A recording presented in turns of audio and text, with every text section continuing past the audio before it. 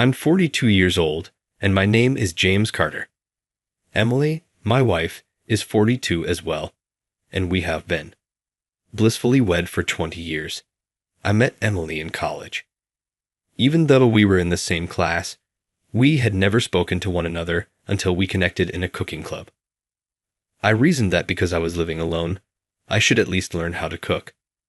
Although dining out was a possibility, I chose to learn how to cook because I was a broke college student trying to save money. I hardly knew how to hold a knife and was a total novice. Now that I think about it, my grip was horrifyingly incorrect. Emily must have been equally appalled when she saw me. At the time, she gently taught me the fundamentals of cooking, though, rather than giving up on me. James, try gripping the knife more like this when using it. Don't exert too much pressure. Yes, that is ideal. She had such a soft, comforting voice. I can still clearly recall it. Initially, I was incredibly awkward. I recall being so disheartened when I shredded cabbage so thickly that it wasn't even a shred. However, Emily never failed to make me smile. It's all right, James. Initially, everyone has difficulties. Let's continue working together. It's incredible that you wanted to join the culinary club and give this a try. I'm grateful, Emily. I think I would have given up by now if it weren't for your support. Really? That's good to hear. James, you always put up a lot of effort. I want to encourage you because of it. Encouraged in this way, I began to progressively expand my culinary repertoire. I consequently started to truly enjoy cooking. It became into real enjoyment. Curiosity and excitement drove me to experiment with an increasing number of dishes. You've mastered stew recipes now. Wow, this tastes really good. Emily's glistening eyes and excitement when I offered her my first flawlessly prepared stew made me very happy. I knew I had fallen in love with her when she smiled with happiness and kept saying, "This is so good. Will you be my girlfriend, Emily?" What? Really? If it's all right with you. Yes, please. One of my favorite moments in life was hearing Emily say yes. Spending time with her was an absolute joy. After numerous dates, we made the decision to tie the knot at age 22. Despite having employment, we were both recent college graduates with little money. Nevertheless, we had a modest but meaningful ceremony because I wanted Emily to wear a wedding gown. 20 years have passed since then. We are happiest when we are together every single day. Hey honey, I'm back at home. What are you preparing? It has a wonderful scent. Welcome back. Your favorite is beef stew. I wanted to prepare something to cheer you up, because I knew you would be exhausted after work. As Emily entered, I grinned at her while she stirred the stew that was simmering on the stove. Emily saw me like that and gave me a nice smile. Well, I'm really excited. I'm grateful, honey. Thank you so much for everything. I'll start cooking more after my hectic work season is over, okay? As she stated it, she appeared somewhat guilty. I smiled and reassured her. Thank you as well. We support one another because we both put in a lot of work. I appreciate you, Emily, and I enjoy cooking for the people I care about. Additionally, I believe that I have improved my cooking skills because of the best instructor I could have ever wished for. Emily appears a little ashamed of what I said. She has added so much joy and richness to my life. The two things I value most in life are her generosity and our time together. Thank you for everything. You're always so thoughtful. Wouldn't have children, but perhaps because of that, we've been able to spend more time cherishing and supporting one another. These peaceful days we share are the greatest happiness of my life. One day, Emily handed me an envelope labeled invitation. Honey, there's a company event coming up, a family gathering. Would you come with me if you're okay with it? Seeing the slight blush on her cheeks, I immediately smiled and replied, Can I really come? Of course. I'll make it work, no matter what. She looked relieved as she smiled softly. Actually, It's not just about me. They're putting together a commemorative video for employees who've been with the company for 20 years. There's even footage of us from our younger days. Honestly, being filmed felt a little embarrassing, but I'd love for you to see it. I was struck with surprise and found myself once again appreciating all the hard work Emily had put in. Emily works as an interior designer for Mitchell House, a construction company. Staying at the same company and working so hard for 20 years is an incredible accomplishment. I can't wait to see it. It'll be amazing to watch all your efforts over the years. Congratulations on 20 years, Emily. You've done something remarkable. I'm so proud of you. Thank you, honey. It means a lot to hear you say that. I've always been able to keep going because of your support. I pulled her close, gently patting her back. Having been by her side all these years, I've seen the effort and challenges she's faced, and I deeply respect her perseverance. But then I noticed a flicker of worry cross her face. What's wrong? Is something bothering you? Is it about the gathering? After hesitating briefly, she nodded slightly. There's something, or rather someone, that's been on my mind. My manager, Rachel. She's made things a little difficult for me. Rachel? Why is that? Emily sighed before explaining. She's very prideful and convinced that she's always right. She tends to get emotional and lash out at her team when things don't go perfectly. I could see her brows furrow as she recalled the details. Once, one of my younger colleagues, Amy, was working under Rachel's direction. But Rachel's instructions were so vague that everyone around us noticed how unclear they were. Even our supervisor, Mark, suggested Rachel give more specific guidance. However, it seems that Rachel did not actually listen to that advice. In the end, her subordinate Amy couldn't manage to succeed and ended up failing. Honestly, even I could tell that the fault lay with Rachel's poor instructions. So, Rachel called Amy in and started scolding her, completely driven by emotion. The memory seemed unpleasant for Emily, as her expression tightened. I was there and couldn't just stand by while Amy was being unfairly criticized. I'd worked with Amy before. She's diligent and eager to learn. It was obvious to me that Rachel's vague instructions caused the issue. You spoke up, didn't you? Emily nodded and shared what happened. Amy, why couldn't you follow such simple instructions? If you can't even manage this, you won't. Make it here or anywhere. Rachel's face flushed red as she nervously pounded on the documents with a loud thud. Overwhelmed by the scene, Amy silently lowered her gaze. Seeing Amy slightly trembling, Emily couldn't hold back any longer and intervened. Rachel, I don't think that's entirely fair. Didn't this happen because your instructions were unclear?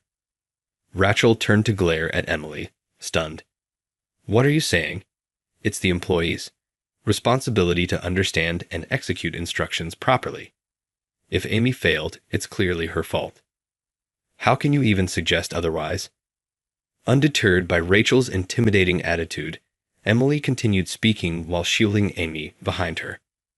With all due respect, this time your directions were far too vague. Criticizing someone for failing when the guidance was unclear isn't fair. And if I remember correctly, Mark even advised you to provide more specific instructions, didn't he? Rachel's face turned even redder as she raised her voice angrily. In the distance, Emily could see Mark shrinking into himself. Emily felt bad for involving him, but he didn't need to retreat so far.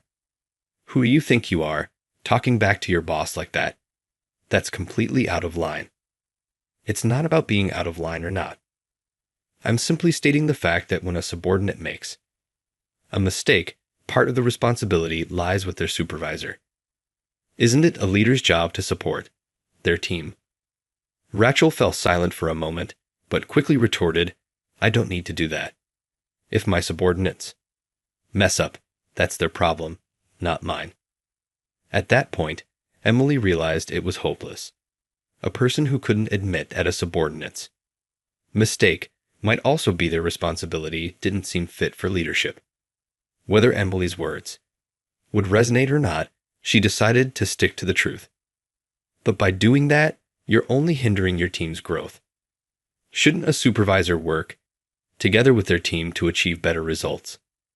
As Emily finished recounting her story, I couldn't help but smile. I'd never met Rachel, but from what Emily had told me, I already had a clear picture of her character. So what happened after that? I asked. Emily, with a similar smile, replied, "Well, she couldn't win the argument, so she stormed off, fuming. Ever since then, she's made a habit of throwing snide remarks at me whenever she gets the chance." Hearing this, I felt a surge of frustration. What a petty manager. That's infuriating. Rachel, sounds incredibly immature. It's completely unfair for you to be targeted just for speaking the truth. Maybe, but I suppose I was also at fault for bruising her pride. I should have chosen a better time and place to talk, maybe somewhere private. No, you did the right thing. You stood up for Amy when she needed support. If you hadn't said anything, she would have been left to endure that unfair scolding. You're not in the wrong, and it's absurd for Rachel to hold that against you. Hearing my firm words, Emily smiled softly. Thank you, honey. But honestly, I just let her. Comments go in one ear and out the other. I'm fine, really. Besides, you'll be at the gathering, and it's meant to be a celebration. It would be a waste not to enjoy it, right? Her cheerful smile reassured me, and we ended the evening enjoying a quiet dinner together. In the days leading up to the event, I spent time helping Emily pick out an outfit, hoping she'd enjoy the gathering to the fullest. Finally, the day of the event arrived. When Emily stepped into the living room all dressed up, I couldn't help but stare in awe. She was stunning, even more so than usual. Her usual calm demeanor was elevated by an elegant beauty that left me speechless. Emily, you look amazing, like a model or a movie star. I said it sincerely, but Emily smiled bashfully and gave a small wave. Oh, stop it. You're exaggerating. But thank you. It means a lot. Feeling a little nervous next to her, I straightened the collar of my suit. How do I look? Do I match up to your level tonight? Emily looked me over with a warm smile and nodded. You look great. About 30% more handsome than usual. Her playful compliment made me grin. Praise from anyone is nice, but hearing it from Emily is always the best. Thanks for that. I feel ready now. Shall we go? Yes, let's go and enjoy ourselves. Hand in hand, we stepped out together. A short 20-minute drive later, we arrived at the venue. The banquet hall was breathtaking, like something straight out of a movie. The high ceilings were adorned with glittering chandeliers, and the tables were decorated with stunning floral arrangements. I took it all in, impressed, before turning to Emily, who was smiling beside me. This is incredible, I said. Hosting the gathering in a place like this, it's so grand. Isn't it? Even I'm surprised. The CEO, Mr. Owens, really pulled out all the stops for this one. They don't usually let us have this, you know, Emily whispered, making me chuckle. After completing the check-in process, we stepped into the venue. Almost immediately, Emily's colleagues and the supervisors who had been helping her came over to greet us. Emily, you look stunning as always. Is this your husband? It's such a pleasure to meet you. We really appreciate everything Emily does for us. I bowed politely and replied, Thank you very much. I'm grateful for all the support you've given my wife. As more and more people came to greet Emily, I couldn't help but feel a sense of pride watching her in her element. Emily, good evening. You look amazing, like a movie star tonight. The woman who cheerfully approached us was introduced by Emily. Thank you. This is Amy. Ah, so this is the girl Emily stood up for. I thought as I greeted her with a smile. Amy, who looked like a recent graduate, gave me a friendly smile. Nice to meet you. I'm James, Emily's husband. Thank you so much for always looking after her." As I bowed my head, Amy began to panic. "Oh no, not at all. It's Emily who's always helping me. Honestly, without her, I might have quit. Already. I'm terrible at learning the ropes," she said, looking so downhearted. Seeing her look so down, I decided to give her a piece of advice. No one is good at their job right from the start. I've seen a lot of people in my career, and to some extent, everyone makes mistakes. What's important is learning from them. Mistakes are part of the experience. And if you have a boss you really don't like, you could always mess up on purpose and enjoy watching them have to apologize for it. I ended with a mischievous grin, prompting Emily to chime in. "James, really?" Emily couldn't help but laugh, and Amy joined in with a giggle. "That's one way to look at it," Amy said, laughing. "Haha, I see. Don't take that seriously," Emily added. "Your husband is so charming and funny. I hope I can marry someone wonderful like that. Someday. I'm sure you'll find someone soon. And if you're ever unsure, bring them to the house. My husband has a good eye for people, and he'll make sure to scrutinize them for you." "Really? I'll definitely take you up on that offer." "Of course, come by any time." We watched Amy return to help at the reception desk, and I turned to Emily. "Emily, you're so popular. I'm really grateful when people reach out like this. It makes me feel like all the hard work was worth it," she said with a smile as we strolled through the venue, enjoying this special moment together. We checked the seating chart and headed to our assigned seats. Elegant tables filled the hall, and attendees were chatting amicably at their places. As we approached our table, Emily's expression suddenly stiffened. "Emily?" Following her gaze, I saw something unbelievable on M's name card. To my shock, it read, "Foolish trash." What the hell is this? Anger and shock surged through me at once. This was not just a harmless joke. Someone clearly wrote it with the intent to insult Emily. I looked around and noticed several people glancing our way. This is outrageous. Who did this? Emily was looking down slightly but trying to act strong. However, I could see her hands trembling. "It's okay, James. Don't worry about it," she said, but the sadness in her voice was undeniable. "There's no way I can ignore this. This is just cruel," I said, my voice rising. Emily tried to calm me down, but I could see tears welling up in her eyes. Accompanied by laughter, Rachel appeared on the scene. She was wearing gaudy oversized accessories and a flashy dress that looked as if she had time-traveled back to the 80s. Her outfit was completely out of place for the atmosphere of the venue, making it obvious at a glance that she didn't belong. Rachel looked at Emily, whose expression was filled with sadness, and began laughing loudly, with satisfaction. "Oh my, is something wrong? Your place card says foolish trash. Isn't that just perfect for you?" Her laughter echoed through the hall, and the atmosphere instantly turned icy. Emily kept her head down, and inside, my anger was boiling over, but I managed to hold it back, forcing myself to speak in a calm and composed tone. "Nice to meet you. I'm James, Emily's husband. May I have your name?" I kept my tone polite, but let my sharp gaze rest on Rachel. She looked surprised for a moment, but soon regained her confidence, smiling smugly. "Me? I'm Rachel. So you're her husband. Huh. How unfortunate for you to witness such an embarrassing moment like this." Just to confirm, I asked, "Are you the one who did this?" Rachel smirked. "Yes, I did. Look, no offense, but she's your wife. I don't know how she is at home, but at work, she's useless.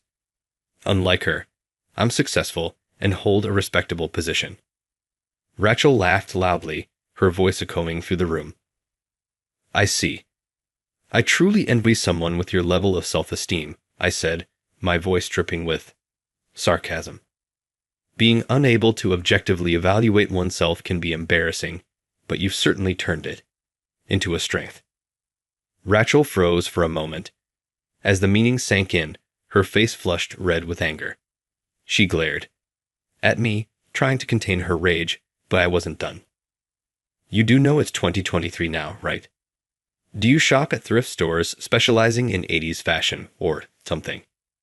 At that, a few chuckles rose from the surrounding guests. Emily tugged gently on my arm, trying to stop me. James, I'm fine, really.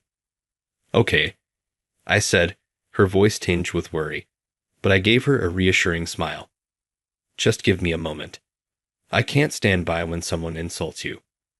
Our exchange seemed to ignite Rachel's temper further. What a rude man you are. You two are unbearable. Especially you, Emily. You're a total failure, clinging to the same position for years without a promotion. How pathetic. The murmurs around us grew louder, but Rachel didn't stop. And your husband? He's no better. No manners, no sense. People without children are always so clueless. At that, something inside me snapped. What did you just say? The anger I had been suppressing surged like a storm inside me. Those words were absolutely unforgivable. No, I refused to forgive them. I quietly muttered, I see. My face was emotionless, and my voice naturally dropped lower. I could feel the atmosphere freeze instantly, as if everyone around me sensed the transformation. This calm, collected version of me was completely gone. Even Rachel seemed to notice the change. Her confidence from earlier had vanished completely. At that moment, memories from when I must have been 33 or 34 years old flashed through my mind. Look at that. James, isn't that baby adorable? Yeah, really cute. How many months old do you think? Oh, look at that smile. Emily and I love children. We often spent time in parks, watching the kids with warm smiles. We had dreamed of building a family together, and Emily especially longed to have children. But no matter how much we hoped, it wasn't meant to be. Even after medical tests, the cause remained unknown. One night, I noticed Emily crying quietly with her back to me. Her shoulders trembled as she tried to hold in her sobs. I reached out to her gently. Emily, what's wrong? After a moment of silence, she spoke in a small voice. I'm sorry, James. If I weren't your wife, you might have had a child by now. Her words felt like a knife to my chest. I knew she had been blaming herself, but hearing her say it out loud broke my heart. Emily, don't say that. Having a child might have been wonderful, but the most important thing to me's having you by my side. I held her gently, but her body continued to tremble. I can't give you anything, James. That's not true, Emily. Not at all. Just having you with me makes me happier than I could ever express. Being with you is what matters most to me. Whether we have children or not doesn't change our happiness. My feelings for you will never change. I gently stroked Emily's back. Her tears didn't stop, but I held her tightly until she finally calmed down. Thinking back to that moment reignited my fury toward Rachel, who had cruelly hurt Emily. Just as I was about to coldly confront Rachel, a firm voice called out from behind me. What's going on here? I turned to see Robert Owens, the president of Mitchell House where Emily worked, stepping into the room. He seemed to have noticed the unusual tension in the atmosphere. However, when his gaze fell on me, his face instantly turned pale. Mr. Kennedy. His voice trembled, and the murmurs among the employees in the room grew louder. The tension in the air became palpable. Why? Why is Mr. Kennedy here? What's going on? It's been a while, Mr. Owens. My wife was invited to this gathering, so I decided to join her. Thank you for always looking after my wife. I bowed slightly as I spoke. Emily is Mr. Kennedy's wife. The employees whispered among themselves. Emily has been with the company for 20 years, but if I recall correctly, Mr. Owens came in from outside. It's understandable that he doesn't know every employee's family details or even their spouse's occupation. Mr. Owens quickly turned to the surrounding employees, demanding an explanation. The employees whispered something to each other, and as Mr. Owens listened, his face instantly turned red with anger. "Rachel, what have you done?" His furious voice echoed through the venue, and Rachel's expression shifted to one of shock and fear. "What? Mr. Owens?" Mr. Owens stormed toward Rachel, his face a mix of outrage and disbelief. "How dare you insult Mr. Kennedy and his wife, Emily, like this? This behavior is absolutely unacceptable." He snatched the offensive name card, "Foolish Trash," from Emily's table and tore it into pieces in front of everyone. Rachel, flustered and desperate, opened her mouth as if to make an excuse, but no words came out. Seeing this, Mr. Owens's anger only grew. "Mr. Kennedy, that's the man behind that project." "That's right. Do you realize what you've done?" Mr. Owens's furious reprimands filled the hall as he continued berating Rachel.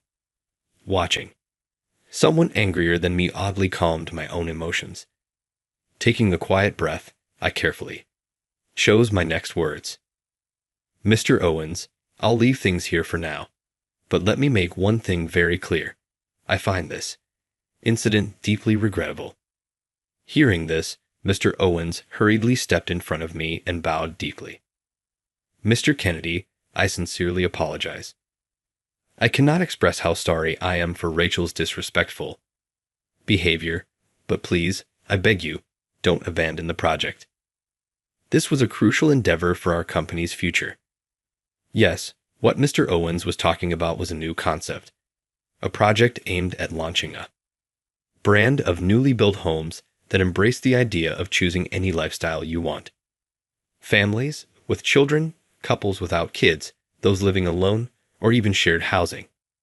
This innovative home building concept focused on respecting diverse ways of living. I personally felt a deep connection to this philosophy. I was also very supportive of that project. The idea that any family structure is acceptable perfectly aligns with today's world. Whether it's a family with children, a couple without kids, or someone living alone, creating a space where anyone can feel safe and comfortable is an outstanding concept. I shared my genuine thoughts about the initiative. "Mr. Kennedy." Mr. Owens looked relieved, as though he had been granted a reprieve, but I couldn't overlook what had happened. However, incidents like this make it difficult to move forward together. Mr. Owens's face turned ashen, and he looked at me with desperation. "My company, Emily Interiors, holds the largest market share in the domestic interior industry. Without our involvement, Mitchell House's project would collapse before it even started." Rachel remained frozen, speechless, and wide-eyed. Mr. Owens opened his mouth to plead, but it was already too late. "Emily, let's go." I gently took Emily's hand again and quietly began to walk. Mr. Owens's voice, apologizing over and over, echoed behind us, but I didn't look back. When we got home, a moment of silence hung between us. Emily calmly took off her coat and sat down on the sofa. A soft sigh escaped her lips. Her eyes reflected her exhaustion, yet her expression seemed relieved. After hesitating a bit, I sat down next to Emily. Then I opened my mouth to speak. "Emily, I'm sorry. I know how much effort you've put into your work at that company, and yet I caused such a scene today. I knew exactly how hard she had worked and how much she had given to that place. But after what happened today, I couldn't just stand by silently. I couldn't forgive Rachel, watching her treat you like that. I couldn't let it slide. I had acted out of a desire to protect Emily, but I also understood the potential repercussions for her. I wasn't sure if what I had done had helped her or caused more harm. I wanted to know how she felt, but I was afraid of the answer. Emily looked thoughtful for a moment, then gave me a soft smile. "Tomorrow's going to be messy at work. Maybe I should take the day off." She gently held my hand and spoke quietly. "Thank you. because you stood up for me. I felt so saved. If you hadn't been there, if I'd been alone, I don't know what would have happened. I'm really grateful."